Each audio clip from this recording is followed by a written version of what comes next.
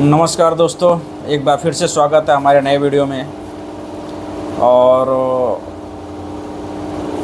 आज कुछ घटनाएं ऐसी घटी हैं इस देश के अंदर जिसको लेकर मैं काफ़ी दुखी भी हूं और चिंतित भी हूं। घटना बदायूं की है, जिसमें साजिद और जावेद नाम के दो लड़कों ने एक रंजिश के तहत आयुष और पीयूष नाम के दो बच्चों का उस तरह से गला रेत कर हत्या कर दिया। इस बर्बरता को लेकर के पूरा हिंदुस्तान खफा है और चिंतित भी है कि हमारा देश किधर जा रहा है। खास करके हमारे देश के मुस्लिम युवा इतने क्रूर क्यों होते जा रहे हैं। इतनी क्रूर सोच के क्यों हो रहा है, यह आज हमारे देश में रिसर्च का विषय है।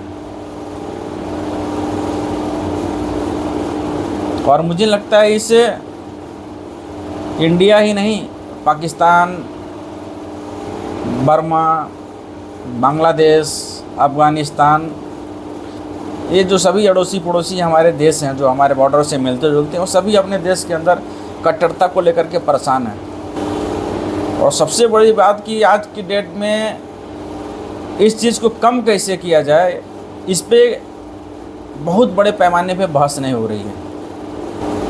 जबकि सबसे अधिक जो हमारे देश की रोजी रोटी को लेकर के चर्चा चलती है कि ट्रेन ऐसी चाहिए, बुलेट ट्रेन चाहिए देश में, सड़कें ऐसी चाहिए, हॉस्पिटल की व्यवस्था ऐसी चाहिए, एजुकेशन पॉलिसी ऐसी चाहिए। मुझे लगता है इन सब चीज़ों को के साथ साथ इस धार्मिक कट्टरता को भी जोड़ने की ज़रूरत है और इस पर चर्चा करने की ज़रूरत है कि हमारे देश के लोग, खास करके मुस्लिम समुदाय के अंदर इतनी हिंसक सोच क्यों पैदा हो रही है। और मुझे लगता है इसके साथ साथ पूरी दुनिया को सोचने की ज़रूरत है कि आखिर में इस्लामिक कट्टरता को कैसे रोकें। अभी पिछले कुछ दिनों पहले सऊदी अरब ने घोषणा किया कि इस्लामिक कट्टरता को रोकने के लिए हम 30 साल नहीं लगाएंगे, इसको तुरंत ख़त्म कर देंगे। लेकिन मुझे लगता है कि इस इस्लामिक कट्टरता पे एक ऐसा देश है जो पिछले 100 साल से काम कर रहा है। अगर उसकी हिस्ट्री उठा के देखेंगे तो उसके देश में हम लोग शायद ही कहीं मैंने तो आज तक कभी नहीं सुना कि इंडोनेशिया, हिंदू बहुसंख्यक थे वहाँ पे, बाद में चल के वो इस्लामिक मुल्क बन गया। और इतिहास में ऐसा कभी मैंने नहीं सुना कि इंडोनेशिया के लोग पेड़ पे बम बांध के कहीं उड़ा दिए। चाहे किसी भी दुनिया के किसी भी आतंकवादी घटनाओं में इंडोनेशिया के लोग शामिल रहे, ऐसा मैंने तो नहीं सुना। तो आइए जानने की कोशिश करते हैं कि आखिर में क्या रीज़न है, आखिर में वो क्या कारण है कि इंडोनेशिया के लोग इस इस्लामिक कट्टरता को अपने देश के अंदर पनपने नहीं देते हैं। तो मैं आपको बताते चलूं कि आज से 100 साल पहले इंडोनेशिया के अंदर एक संगठन का निर्माण किया गया है जिसका नाम था नहदलातुल उलमा। और आज की डेट में यह संगठन दुनिया के लगभग सैकड़ों देशों से ऊपर अन्य देशों में काम कर रहा है।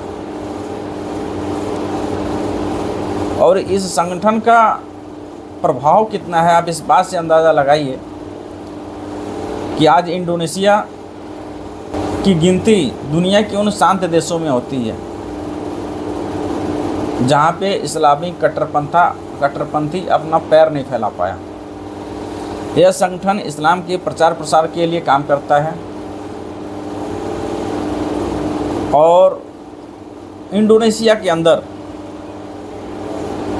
पिछले 100 सालों से काम कर रहा है। और इंडोनेशिया के अंदर धार्मिक कट्टरता ना पैदा हो,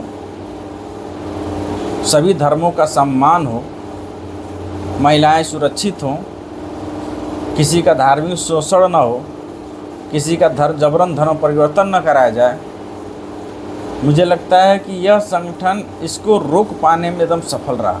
इंडोनेशिया के अंदर नहदलातुल उलेमा का सबसे अहम रोल रहा है। अब इसके कार्यशैली का अगर आप अध्ययन करेंगे तो मुझे लगता है कि पूरी दुनिया में जितने भी इस्लामिक देश हैं, शायद ही कोई ऐसा एग्जाम्पल देखने को मिलता हो कि जो दुनिया का सबसे बड़ा संगठन हो और अपने धर्म को इस तरीके से रिप्रेजेंट करे कि उस देश के युवा कट्टरता से दूर रहें, धार्मिक कट्टरता से दूर रहें। दुनिया के इकलौता संगठन है। बाकी संगठन तो हिजबुल मुजाहिदीन हो गए, जैसे सैकड़ों संगठन हैं जो लोगों को मारने, काटने और धर्म परिवर्तन करने, आतंकवाद फैलाने, जिहाद फैलाने पर काम कर रहे हैं। लेकिन मेरी जानकारी में दुनिया का यह पहला संगठन है जो इस दिशा में काम कर रहा है, जो एजुकेशन पे काम कर रहा है, हेल्थ पे काम कर रहा है।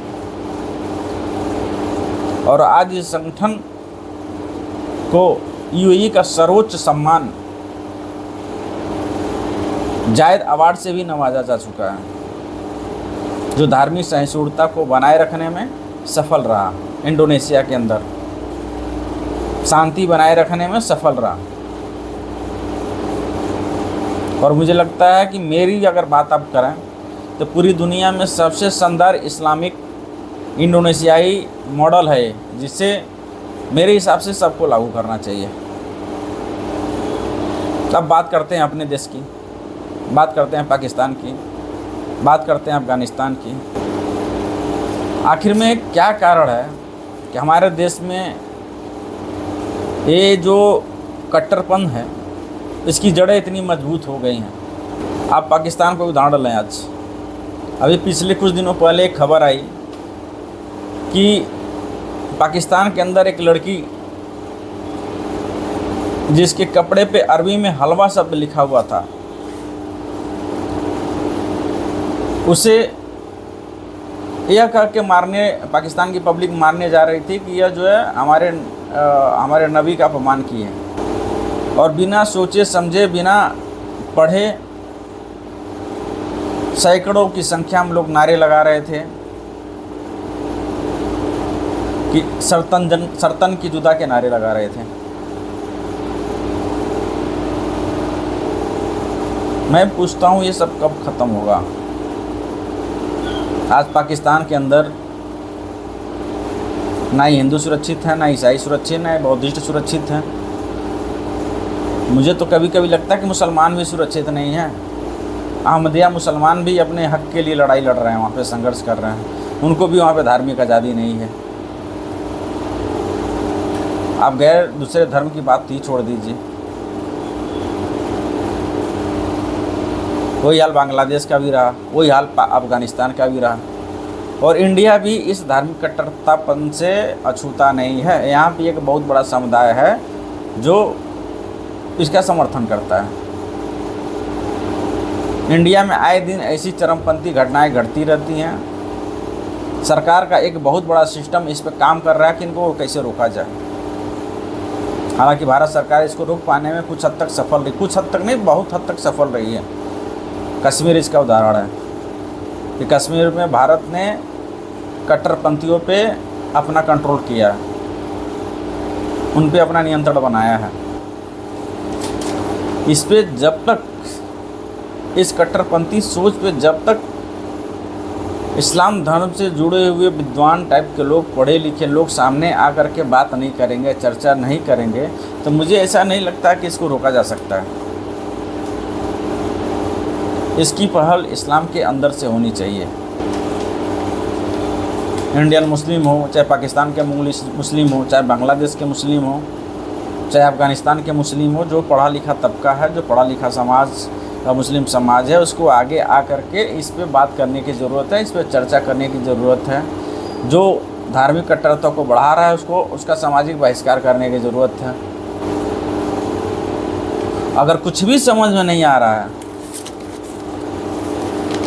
कि इस कट्टरता को हम कैसे रोकें, तो हमारे सामने दुनिया के जो सबसे बड़ा संगठन है नहदतुल उलेमा, उसका एक मॉडल है हम लोगों के सामने।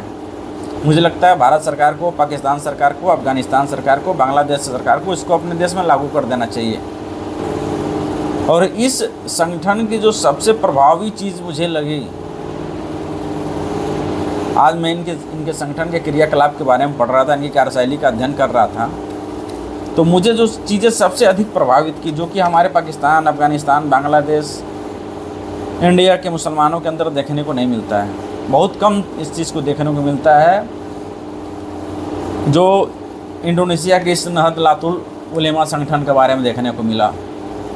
मैंने पढ़ा कि वह अपने देश के अंधविश्वास, जाहिलियत, कट्टरता, इन सब को रोकने के लिए वो शिक्षा का प्रचार प्रसार तेज कर देते हैं। वो अपने देश के लोगों के बताते हैं कि दुनिया की सभी समस्याओं का समाधान पढ़ाई से की जा सकती है, एजुकेशन से किया जा सकता है।